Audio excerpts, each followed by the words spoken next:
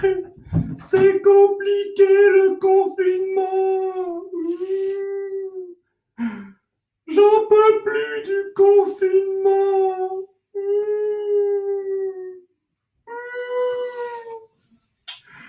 Oh là là là là là là là.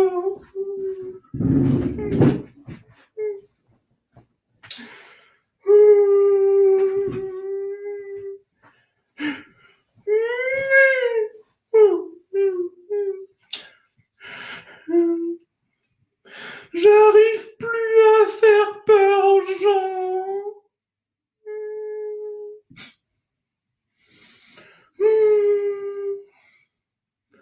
Avec le confinement, ils ont peur tout le temps. Ils ont peur de tout. Ils ont peur du virus. Ils ont peur de l'école qui reprend. Du mot du président. Ils ont tout le temps peur. Et moi alors, hein? À quoi je vais servir?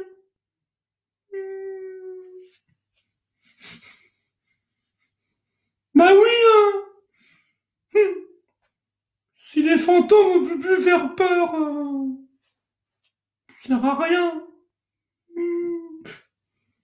Si on nous retire la peur, qu'est-ce qu'on peut faire? Bah oui, c'est comme les vampires. Si on leur retire le sang, qu'est-ce qu'ils vont devenir? Oh là là là là. Qu'est-ce qu'on va faire sans la peur? Pouh, là là là là. Il y a encore des gens qui vont dire tiens, il y a des masques qui tombent. Bah oui, hein. Puis nous en plus, c'est même pas un masque, c'est un drap. Ouais. Ouais. Je suis dans le beau drap maintenant, hein? Ouais, bah, beau drap. Si je peux plus faire peur.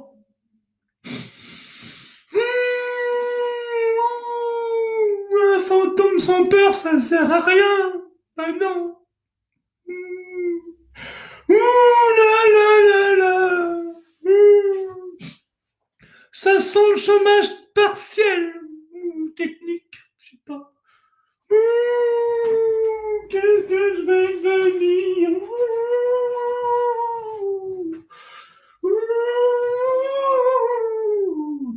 Ah bah bonjour, justement, je vais vous demander, c'est où? Mais où quoi? Bah, c'est où le live là sur les peurs? Je suis Olivier Bay. Mais moi je suis Jack. Vous avez même pas eu peur. Bah non. Pourquoi? Mais j'ai un fantôme. Je peux faire peur quand même. Ah oui, oui, excusez-moi, j'aurais dû avoir peur. Oh, pauvre petit Jack. Oh, j'ai eu peur. Qu'est-ce que tu m'as fait peur? Oh là là. Vous vous moquez de moi. Bah non, non, je ne moque pas de vous, petit fantôme. Si vous vous moquez parce que je vous ai pas fait peur. Oh, t'inquiète pas, petit Jack. Allez, tiens, hop, je te mets la lumière. J'aime pas quand il fait jour. Oh, c'est rien, c'est rien. Et reste au live, tu vas voir, c'est intéressant, on va parler des peurs. Mais je veux pas, je veux faire peur, je veux pas parler des peurs. Oh là là là là là là. Sacré Jack. Ah, salut tout le monde. Il est marrant, ce petit Jack le fantôme. Reste, écoute le live. En même temps, faut se mettre à sa place. Hein. Un fantôme à qui on enlève la peur, c'est pas évident. C'est comme, je sais pas moi, c'est comme un physio à qui on interdirait de juger, ou comme, hey, viens, reste là. Ou comme Philippe Augustin la semaine dernière, qui n'aurait plus de laboratoire, plus de microscope, ou qui est-ce qu'on a vu d'autre? On a vu le flash de météo mental. Imaginez un flash de météo qui n'a pas le temps, ou alors un jardinier qui pourrait pas se mettre graine. Ah là là. Bon, salut tout le monde. Même pas peur. Donc, pour ceux qui découvrent le concept, Moi, l'image saute. Pour vous, je ne sais pas. Moi, ça n'arrête pas de sauter, mais je vois les commentaires. Donc, bienvenue à tous. Nouveau live, nouvelle façon d'aborder une thématique. Aujourd'hui, on parle des peurs et donc, mon ami Jack le petit fantôme, était là pour introduire de façon un petit peu décalée cette thématique. Et effectivement, un fantôme qui ne peut plus utiliser la peur, parce que dans le confinement, on a tous peur, beaucoup ont peur de beaucoup de choses. Pour le coup, le petit fantôme, il était un petit peu triste parce qu'il ne pouvait pas faire peur aux gens. Donc, avant de commencer, je vais lire vos commentaires pour vous saluer. Salut Luigi, Christine, Johan, hop, bienvenue à tous. Ah, le petit fantôme de l'or, ça fait peur. Je vais essayer d'avoir un petit peu peur, oui, pour faire plaisir à Jack, s'il peut avoir un petit peu peur. Pas se moquer de lui parce que je pense qu'il a la corde sensible en ce moment. Donc, dans le petit teasing que j'ai mis sur LinkedIn ou sur Facebook, faites-moi juste des petits pouces pour me confirmer que ça va bien pour vous l'image, parce que moi, ça n'arrête pas de sauter. Ça saute, ça saute, ça saute. Hello tout le monde, Johan, nickel pour toi, donc bah, c'est bon. Sur le petit, teasing, j'avais dit, faut-il avoir peur? À quoi ça sert d'avoir peur? Peur de quoi? Ah oui, de peur de quoi? Est-ce qu'on a peur de l'extérieur, de ce qu'il y a autour de nous, de ce qu'il y a dehors, de ce qu'il y a vraiment autour, ou de l'intérieur, ce qu'il y a ici, sous le cœur, dans le ventre parle souvent, dans la tête? De quoi doit-on avoir peur? Hello tout le monde, le son est super, d'accord, donc je vais juste m'habituer à l'image qui saute, je me vois faire ça. Donc, les peurs, la peur peut-elle être utile? Je lance des petites phrases comme ça et puis on va interagir en parlant entre nous. Qu'est-ce que je dois faire de mes peurs? Est-ce que les peurs sont des indicateurs? Hop, c'est mieux comme ça pour vous l'image. Tac, j'enlève la lumière. C'était pour Jack.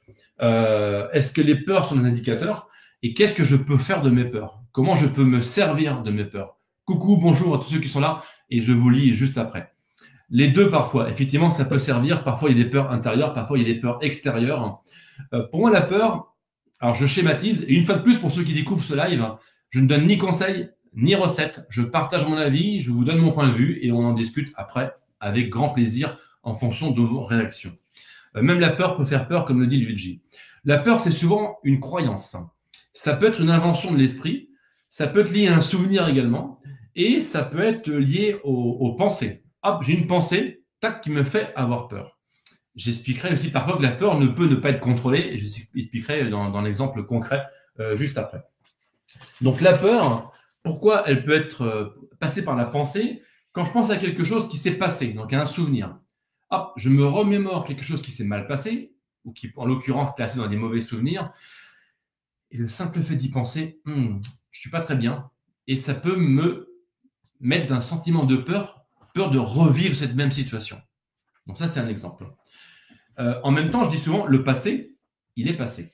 À quoi ça sert d'avoir peur de quelque chose qui s'est passé et qui pourrait éventuellement se représenter?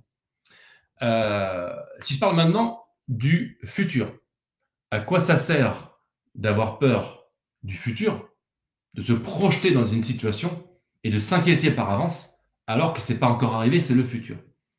J'ai éliminé le passé. Le futur, il reste le présent. À l'instant même, sachant que dans votre vie, tout s'est toujours passé maintenant. Ça s'est jamais passé avant ou après, ça se passe toujours maintenant les choses qui nous arrivent. Qu'est-ce qui se passe à l'instant où je suis? Dans la situation que je vis. Hop, je me pose et essayer de prendre la distance par rapport à quelque chose quand je peux. J'expliquerai parfois après qu'il y a des situations où on ne peut pas prendre de la distance. Parce que c'est l'adrénaline qui est envoyée, le cœur s'accélère, etc. J'en parlerai après. Réussir à observer ce qui se passe autour de soi et se rendre compte que finalement la situation n'est pas si catastrophique et que la peur, il y a le fameux dicton ou l'expression, la peur n'exclut pas le danger, soit. Mais parfois, juste respirer, observer et on se rend compte que c'est pas si dangereux que ça.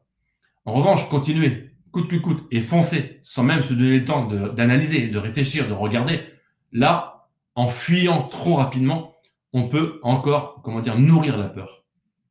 Je vais réagir après sur toutes vos questions. Je vous encourage à réagir de ce que vous voulez et promis, je vais scroller pour rebondir sur ce que vous avez dit. Donc la peur par rapport au passé, par rapport au présent, j'en ai parlé. Le cerveau reptilien, souvent, on l'associe à la peur. Pour être plus précis, c'est plus au niveau de l'amygdale, une région du cerveau, où c'est là que va se nourrir, se créer la peur. Lorsqu'il y a le peur qui est créé au niveau de l'amygdale, donc essentiellement dans cette zone-là perçoit des émotions. Donc, il y a 4 grandes émotions. Il y a beaucoup plus que 4, mais les 4 grandes émotions fondamentales, c'est peur, tristesse, colère et joie. Vous avez remarqué que la dernière, c'est la seule émotion, on va dire, positive. En l'occurrence, pour la peur. Donc, elle va naître au niveau de l'amygdale. Et dans certaines situations inquiétantes, là, il y a une décharge d'adrénaline, puisqu'en fait, le cœur va s'emballer, on va avoir la chair de poule, et les réactions corporelles vont être liées à la fois à la pensée. Et moi qui dis souvent que les pensées sont mentales et que l'émotion est toujours corporelle, si on prend l'exemple de la peur, elle est à la fois les deux. Puisqu'en fait, hop, je suis surpris, je n'ai pas géré et je suis, dans une situation que je n'ai pas vu venir. Là, décharge d'adrénaline, conséquence, le cœur s'emballe, chair de poule, la bouche devient sèche. Et là, hop, je déglutis. Et là, ça, on ne peut pas forcément le gérer. C'est à la fois l'amygdale et la décharge d'adrénaline qui est envoyée. Et là, on subit la peur. Après, il y a un exemple. Il y a beaucoup d'expériences qui ont été faites où, en fait, on peut associer la peur à une situation. Je prends un exemple. Des expériences qui ont été faites aussi bien sur les animaux que sur des hommes. Et je connais une personne qui a fait cette expérience-là, que je ne citerai pas. On a associé un son ou une image à, un stimuli désagréable qui peut être une petite décharge électrique. On vous envoie le son et juste après, on vous dit, ah, il y aura une petite décharge. Donc au début, il y a le son, hop, on est surpris par la décharge. Et ensuite, on associe les deux, le cerveau, le son et la décharge. Qu'est-ce qui va se passer? Dès l'instant où le cerveau, où on va prendre conscience de l'arrivée du son, ou de l'image si c'est un signal visuel, le cœur va anticiper, on va avoir peur par anticipation, alors qu'il n'y a rien. Et les expériences ont montré qu'on envoie juste le son, ou juste l'image qui est associée logiquement à la décharge, et là, tac, le cœur s'emballe, l'adrénaline part, alors qu'il ne s'est rien passé. Ça veut dire qu'effectivement, on a la capacité à s'inquiéter, entre guillemets, pas pour rien, mais presque dans l'occurrence, là, dans l'exemple, il n'y a rien. C'est une fausse alerte. On fait croire que, et hop, on gère la peur. On va en reparler juste après. Illustration, ouais. Avant de répondre à vos interactions, j'ai noté un petit truc. Très récemment, il y a quelques jours, j'ai eu dans une situation, on va dire professionnelle, une nouvelle qui était à la fois bonne et mauvaise. Je vous explique, sans rentrer dans les détails. Elle était bonne parce que j'apprenais que j'étais choisi pour un boulot. Et en même temps, j'apprenais que malgré le fait que je sois le premier choix, on me disait qu'en fait, ça va pas être possible par rapport à ça et ça et ça. Et le ça et ça et ça, c'est des choses que je ne maîtrise pas. Qu'est-ce qui s'est passé? J'étais content d'entendre que j'étais le premier choix pour ce job, sauf que le fait que potentiellement je puisse ne pas être pris, ça a créé une sorte de peur, une sorte de stress, une sorte de mal-être. Et là, j'ai une boule au ventre qui a commencé. Donc, qu'est-ce que j'ai fait? J'ai été marcher et je me suis parlé à moi-même. Qu'est-ce que je dirais à Olivier pour qu'il puisse enlever cette boule au ventre? Donc, la bonne nouvelle, si on me rappelle que finalement, c'est toi qu'on choisit pour ce job, c'est une bonne nouvelle. Mais si on me rappelle pour me dire, on ne te prend pas pour ce job, je m'étais préparé pour me dire que c'était aussi une bonne nouvelle. Pourquoi? Parce que j'étais premier dans la liste des choix de ceux qui décidaient pour ce job, et les conditions qui faisaient que je pouvais ne pas être pris ne m'appartenaient pas. Tout ça pour vous dire, c'est pour illustrer qu'il y a des choses sur lesquelles on n'a pas la main mise. À partir du moment où on ne contrôle pas certaines choses, certains paramètres, certaines conditions de la situation, à quoi ça sert de s'en faire et de nourrir cette peur, de nourrir ce stress, de nourrir cette inquiétude, puisque ce n'est pas nous qui sommes les maîtres de la situation. Voilà. Pour finir, la petite histoire, ils m'ont rappelé et j'ai été pris pour le job. Donc, la boule est partie très très vite, mais elle était partie avant, en faisant cet exercice. Qu'est-ce que je voulais vous dire d'autre avant de réagir à vos commentaires? Les réactions physiologiques, j'en ai parlé, donc rythme cardiaque qui augmente lorsqu'on a peur. Là, c'est après la décharge d'adrénaline, en général, rythme cardiaque, écarquillement des yeux, souvent on est comme ça. Quand il y a Jack qui fait on a peur. Et la chair de poule éventuellement. Donc ça, c'est hormone adrénaline. Hop, on ne peut pas le contrôler ça. On le subit. Voilà. En revanche, petite parenthèse par rapport de subir ou pas subir, l'exemple que j'ai pris, on envoie une image, un son pour envoyer une décharge.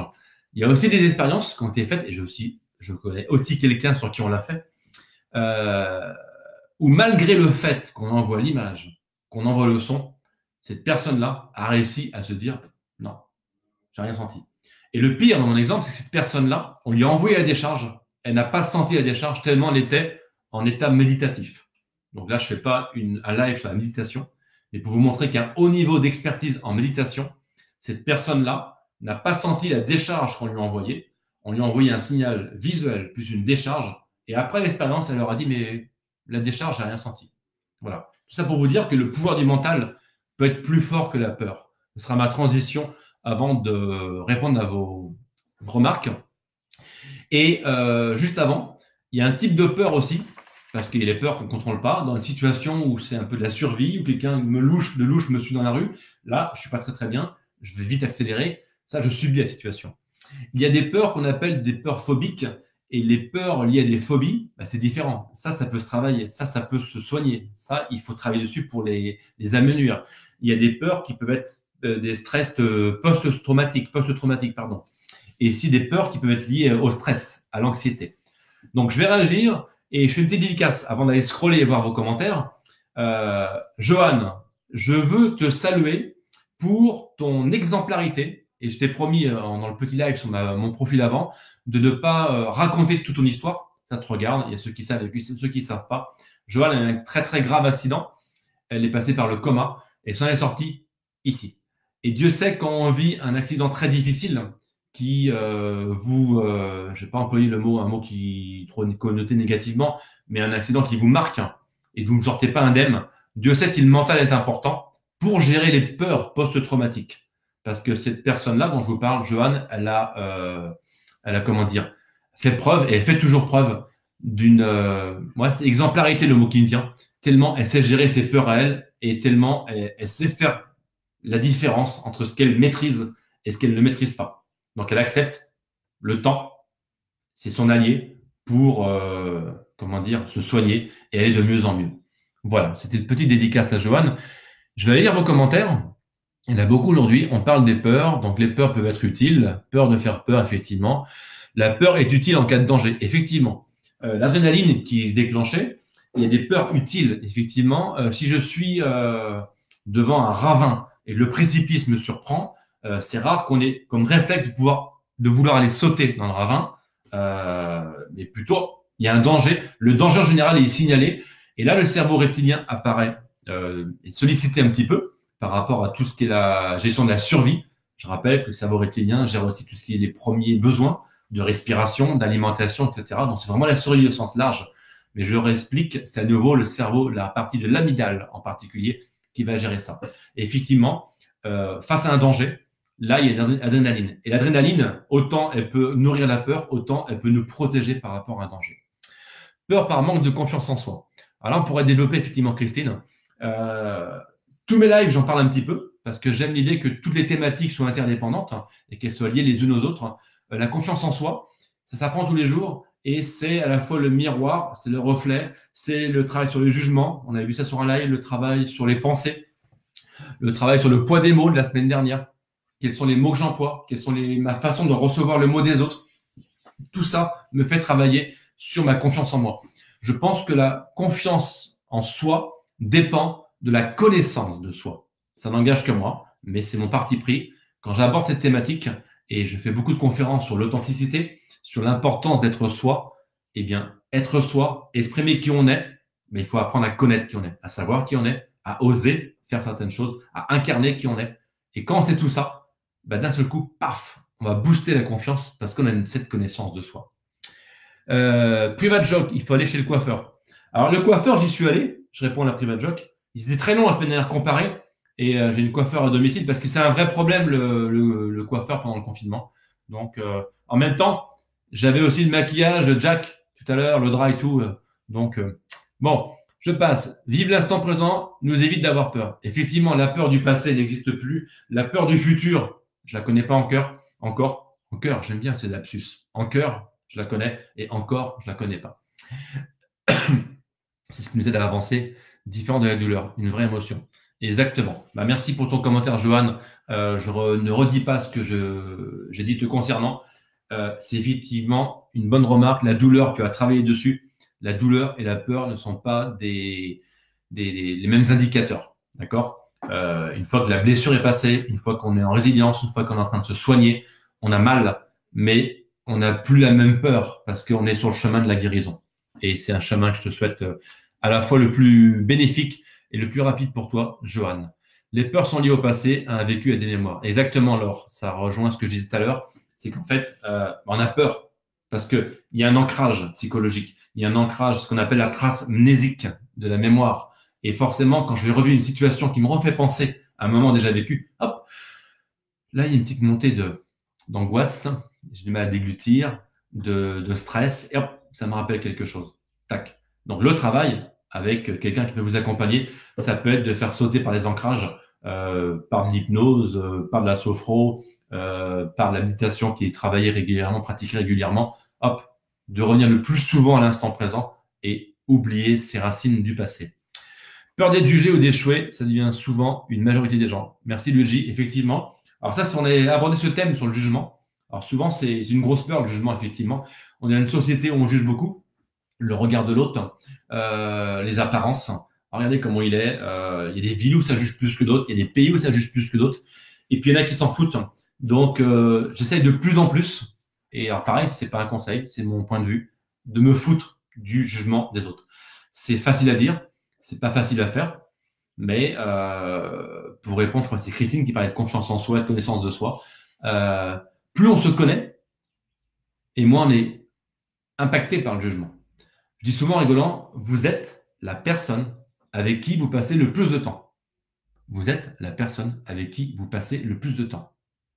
À partir de là, autant s'entendre bien avec soi-même. Et quand on vous juge, quand on te juge, Luigi, c'est pas toi qu'on juge.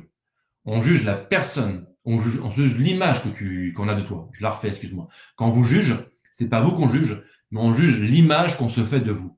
Et comme vous connaissez, mais il faut que ça vous glisse dessus. Même parfois, c'est blessant. Même ça fait mal. Donc là, ça renvoie au live de la semaine dernière sur le poids des mots.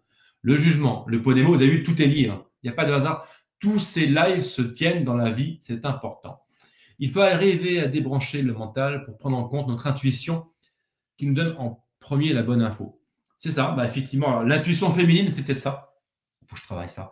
L'intuition féminine, on en parle souvent, mais plus sérieusement, plus on se connaît et plus on a peut-être de persuasion, de distance par rapport à une sorte de feeling et effectivement une sorte d'intuition, comme tu dis, Christine. Et ça, je pense, ça s'acquiert par l'expertise. J'aime dire qu'il n'y a pas d'apprentissage sans répétition. Il faut répéter, répéter, répéter. Bah, pour l'intuition, je pense que ça s'entraîne aussi. Et puis, quand on s'est pris des baffes dans la gueule, on dit, bah, tiens, peut-être pas me faire avoir une autre fois encore, faire différemment, essayer d'avoir un peu plus de flair, d'intuition pour pas recommencer. J'étais dans tout le week-end, dans toutes les peurs. Tu me diras, Fabien, ce que tu voulais exprimer. J'ai fait une terreur réveillée juste par son son. Choc post-traumatique dû à mon accident. J'y travaille encore. Exactement. Merci encore pour ton témoignage, Johan. Donc, il y a eu ce gros accident que j'ai évoqué, qui t'a fait passer par la case coma quelque temps. Et effectivement, ton subconscient a dû forcément enregistrer des sons liés à l'accident, liés à des sons que tu as entendus, peut-être pendant ton coma. Je suis tout sauf un neuroscientifique, tout sauf un grand médecin. Je parle comme ça. Et effectivement, je suis convaincu qu'il y a forcément des sons qui sont liés à des situations. Et situation, pensée, hop, je crée une peur et là, je peux créer un mal-être. Liaison corps-esprit, pensée, mentale, émotion, corporelle, j'ai déjà dit. Et ça a duré 10 secondes. Donc, c'est long 10 secondes quand on avale. Salut Valou, Fabien, je suis parti marcher et quand je suis rentré, plus peur, surtout, voilà, exactement. C'est bien parce que là, du coup, on aborde ce que je voulais aborder à la fin. C'est déjà presque la fin. Quelles sont les façons pour faire disparaître la peur? En tout cas, à défaut de la faire disparaître, la diminuer, vivre avec, et puis l'éliminer même si on peut. Alors, un exemple avec Fabien, partir marcher. Donc, ceux qui sont en pleine nature, ça peut être sympa. Ceux qui sont en ville, bah, peu importe. C'est changer les idées, changer l'environnement, changer ce sur quoi on met le focus et l'intention. Tiens, focus, intention, je crois que c'était le live numéro 2. Vous voyez que tout est lié. Et effectivement, bah, l'exemple que j'ai pris au début de ce live, pour illustrer la boule au ventre, sur une situation que je ne maîtrisais pas, j'étais marché, j'ai pensé à autre chose et je me suis dit, c'est pas moi qui ai les clés. Je n'y peux rien. Quelle que soit la décision qui sera prise, elle ne m'appartient pas parce que c'est pas moi qui la prends. À partir de là, à quoi ça sert d'avoir peur? Le contrôle de nos pensées est un long travail, effectivement. Nos pensées n'ont que le pouvoir qu'on leur donne. Alors, c'est facile à dire comme ça, mais quand on y pense, c'est ça. Nos pensées n'ont que le pouvoir qu'on leur donne. Et dans le flash de Météo Mental, le sketch sur le pouvoir des pensées, live numéro 3 ou 4, je vous laisserai chercher, je parlais des nuages qui passent. Il n'y a aucun nuage fixe dans aucun ciel du monde. Un nuage, ça passe plus ou moins vite. Nos pensées, c'est pareil. Donc, s'il y a une pensée qui passe, associée à un mauvais souvenir, et que je garde cette pensée, et que j'y pense encore, ce qu'on appelle la rumination mentale, le nuage va grossir. Je l'empêche de passer. Et là, je vais m'en prendre plein la gueule. Grosse averse, grosse récolte de pluie ou d'autre chose, ou du mal à dit. Le mal a dit. Voilà, je vais me faire du mal et le corps va s'exprimer parce que j'ai tellement eu peur et je me suis tellement accroché à ce qui me fait peur que j'empêche de passer et je le garde. Je n'ai pas dit qu'on n'a pas le droit de penser à des choses qui font peur. Je n'ai pas dit qu'on n'a pas le droit d'avoir des pensées où on met le signe moins négatif dessus. Mais le savoir, les voir passer, c'est ça ma réponse alors. Le contrôle des pensées, c'est effectivement un long travail. Et ça peut être le travail d'une vie pour certains, pour tout le monde peut-être. Il y en a qui ont cette capacité à prendre distance sur les choses. Un sportif de haut niveau, un numéro 1 mondial, il s'entraîne encore plus lorsqu'il est numéro 1 mondial. Pour les pensées, c'est tous les jours. Hop, les identifier, hop, en prendre conscience par un signal du corps. Ah tiens, c'est bizarre. Ah oui, j'ai pensé à ça. Allez, ça passe. Ok, c'est plus simple à dire qu'à faire, mais c'est comme ça. C'est bien vrai, bien que je sois hypersensible. Alors les hypersensibles, c'est des buvards, c'est des éponges. Bienvenue au club. Des éponges à émotions, des éponges à ressenti. Et puis la peur aime bien se mettre, c'est ces êtres-là hypersensibles. C'est un terrain de jeu agréable pour la peur. La méditation est un bon moyen d'apprendre à gérer ses pensées. Effectivement, la méditation. Alors il y en a beaucoup qui apprennent à méditer pendant le confinement. Ils disent oh, ça marche pas. Non, en fait ça marche pas comme ça. Ceux qui ont les vrais bénéfices de la méditation, ils en font depuis je ne sais pas combien de temps. Donc je citerai quelqu'un que quelques-uns connaissent peut-être, mais sans dire son nom. Et sa phrase, c'est n'attendez pas de souffrir pour méditer. N'attendez pas de souffrir pour méditer. C'est quand ça va bien, quand vous êtes en bonne santé qu'il faut méditer. C'est quand vous irez mal ou moins bien. Là, vous pourrez vous appuyer sur une pratique que vous avez pratiquée en dehors. Alors, je viendrai avec un amplificateur de voix. Avec plaisir, Johan, on en reparle. Avec une petite parenthèse, on arrive bientôt à la fin. Et après, je rebondirai sur les derniers commentaires. Salut Florence. Je travaille pendant ce confinement sur une nouvelle version de La vie, c'est important, le format spectacle. Donc, le format conférence existe depuis 3 ans. Je le fais en entreprise, je le fais dans des écoles, toujours de la même façon, par des personnages pour passer des messages et amener des thématiques et des discussions et faire réfléchir et faire provoquer des prises de conscience. Mais là, le format grand public, spectacle, va revenir en 2020, quand je ne sais pas, à cause du confinement, à cause des contraintes par rapport aux salles, etc. Mais on travaille sérieusement dessus en ce moment. Je ferme la parenthèse. Plus on vit, plus on se fiche du regard des autres.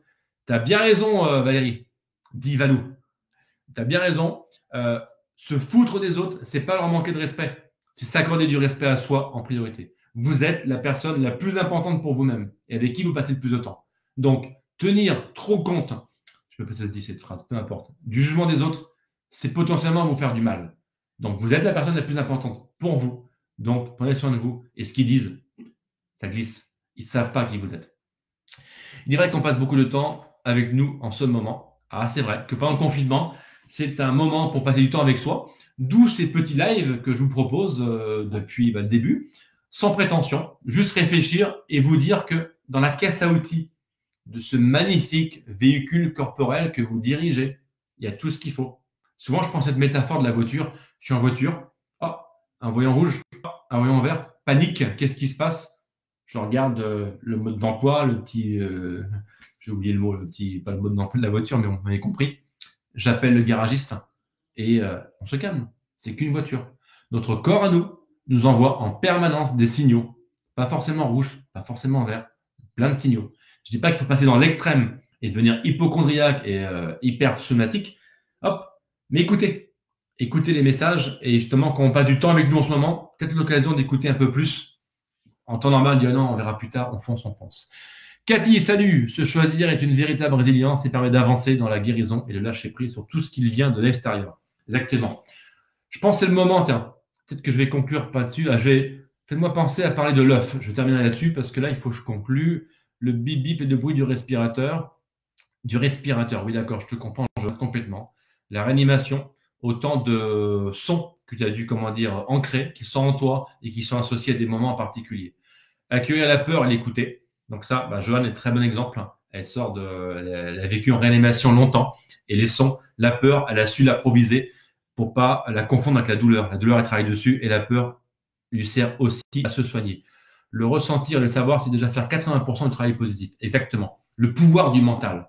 Je pense que là, il est très intéressant. On va déborder un petit peu, je m'excuse, par rapport au replay, par rapport aux vidéos qui seront plus longues cette fois-ci. Juste une anecdote. Il y a quelques années, j'ai marché sur de la braise à 1000 degrés lors d'un séminaire avec Tony Robbins, pour pas le citer. C'était à Londres. Et si on m'avait dit quelques temps plus tôt que moi, pieds nus, j'aurais pu marcher avec un 1000 degrés sous mes plantes de pied, j'y aurais pas cru. Sauf qu'on m'a préparé dans un certain état psychologique, moi et tous ceux qui étaient avec moi, pendant, je crois, 2 heures de mémoire. On a créé un ancrage, on a créé une certaine disposition d'esprit et une posture particulière. Et j'ai fait 5-6 mètres sur des braises à 1000 degrés. Alors bien sûr, je ne les ai pas regardés. Que si je les regarde, qu'est-ce qui se passe? C'est mon cerveau, c'est mes yeux qui les voient, pardon. Et qui envoie un message au cerveau. Attention, Olivier, tu vas te brûler. Et là, je me serais brûlé gravement. Donc, j'avais appris à faire ce qu'il fallait. J'ai ni couru, ni marché à 2 tensions. J'ai marché. Tac, tac, tac, tac. Tout ça pour illustrer le pouvoir du mental. Et effectivement, Johan, le ressenti et la guérison passe beaucoup. Il y a plein d'exemples. On pourrait faire un live de 2 heures là-dessus. Plein d'exemples de gens qui se sont soignés par le pouvoir du mental. Et c'est vous qui choisissez. Hypersensibilité, défaut ou atout. Je vais vite sur les dernières remarques. Pour moi, c'est un atout. À partir du moment où c'est géré, contrôlé, accepté, incarné, accepté surtout, et que je sais ce que ça peut provoquer chez moi. Quelqu'un qui est hypersensible et qui subit l'hypersensibilité, je dirais pas le mot défaut, c'est plus un inconvénient. Mais les hypersensibles apprennent à travailler sur ce trait de caractère. Et pour moi, toute différence est une force. Donc, ils en font une force. Il y a beaucoup d'hypersensibles dans le milieu artistique. Quand hypersensible, il faut méditer 2 fois plus, c'est ça. D'accord avec Christine. Ok, les filles, parlez entre vous. Ah, tiens, Christelle, salut. Je le dis souvent, c'est devenu indispensable comme le sport, corps, esprit, forme. Effectivement, je le répète pour Christelle, l'émotion corporelle, la pensée mentale, liaison corps-esprit, c'est évident. Et dans le schéma de la peur, j'en ai parlé au début du live, avec la partie de l'amygdale du cerveau et de l'hormone, l'adrénaline, forcément, ça passe à la fois par les deux. Mais c'est souvent créé par la pensée et c'est transmis au corps. Je ne développe pas plus. Tu n'es pas si grand que ça. Non, je ne suis pas plus grand. Private joke. Miraculé, merci. Et tes plantes de pied n'étaient pas brûlées? Non, du tout. Alors tiens, on va terminer là-dessus. Et après, je parlais d'une métaphore pour clôturer sur les peurs. Non, elles n'étaient pas brûlées. En revanche, après avoir marché sur 1000 degrés, je ne sentais plus en termes de toucher mes plantes de pied. Alors, elles n'étaient pas cramées, elles étaient un petit peu foncées, comme s'il y avait de la suie, un peu de braise dessus, mais c'était gris, poussiéreux, une farine grise, hein, pas comme Jack tout à l'heure, farine grise, pas blanche comme lui. Et quand je touchais, je ne sentais pas trop. Je ne sentais pas si je marchais sur de l'herbe, du goudron, du parquet, et c'est revenu quelques heures après. Donc, c'était étonnant au niveau de l'appui, au niveau des sensations, mais j'ai eu pas mal du tout et j'ai pas eu une brûlure. Voilà, Christelle. Pour clôturer ce live, qui était un peu plus long que d'habitude, qu'est-ce que vous avez prévu? Ça, je l'ai dit, ça, je l'ai dit. Allez, quelques outils pour gérer sa peur, gérer son stress, gérer son angoisse. Donc, la relaxation. J'avais parlé la semaine dernière de l'application de cohérence cardiaque de Respirelax. Respirelax, application gratuite sur smartphone, qui est très pratique et que je pratique assez régulièrement et que je trouve plus qu'efficace. Et c'est pas moi qui vous vantez l'importance de la cohérence cardiaque. La méditation, comme vient de le dire Christelle, méditez, mais attendez pas des résultats tout de suite demain, après-demain. C'est sur le long terme. Et c'est comme tout apprentissage, c'est en pratiquant qu'on voit des résultats. Donc la méditation, certains en font très très régulièrement et sur le long terme, je suis persuadé que ça aide. Cohérence cardiaque, j'en ai parlé, sophrologie par exemple, il y a plein d'outils. Et comme je le dis souvent, il n'y a pas de bonne recette. La bonne recette, c'est celle qui fonctionne. Donc testez, essayez. Et comme disait Coluche, il faut toujours tester avant de détester. Et je crois que c'est Cathy plus haut qui nous a parlé d'intérieur et d'extérieur, d'accepter l'extérieur. Je vais terminer ce live par cette métaphore que j'adore et que j'emploie souvent, quelle que soit la thématique. Prenez un œuf. Imaginez que vous prenez un œuf, c'est une métaphore.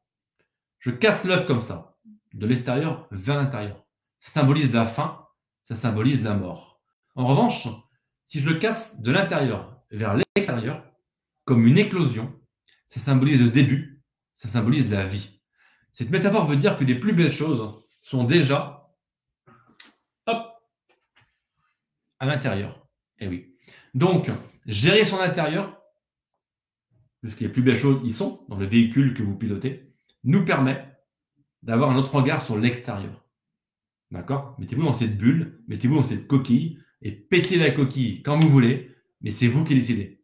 Éclosion, ce n'est pas les autres qui vous pètent la coquille. OK? Merci Christine, merci à tous. Le live est à retrouver sur la page La vie c'est important, où vous êtes en replay. Vous pouvez retrouver tous les autres lives sur la même page. Vous pouvez retrouver également les lives dès ce soir ou demain ou plus tard sur ma chaîne YouTube Olivier Bay. Il y a une playlist La vie c'est important versus confinement. Ce soir, c'était le 7e épisode. Vous pouvez me retrouver donc sur YouTube, je viens de le dire. Ma chaîne YouTube, je l'ai encore dit, là je répète, je suis fatigué parce que j'ai peur de ne pas finir comme il faut. Voilà, c'est ça ma peur. Voilà. Donc, merci à tous. Mon site olivierbay.com. Vous pouvez me retrouver et mes autres casquettes, la casquette de MC, présentateur, animateur et de conférencier, ou de plus souvent possible, j'emprunte des métaphores, j'emprunte des personnages, donc le petit Jack, ou des personnages des lives précédents pour passer des messages. Voilà. Je me déguise, mais c'est juste un texte, une porte d'entrée pour ensuite parler d'une thématique et pour ensuite vous proposer des pistes que je vous partage pour se dire, ah bah oui, tiens, finalement, j'ai pas mal de choses ici, j'ai pas mal de choses là, et puis les peurs, peut-être que je vais mieux m'en sortir maintenant. Ciao, super ton live, merci beaucoup, bravo à tous. Prenez soin de vous pour pouvoir prendre soin des autres, c'est le slogan du confinement.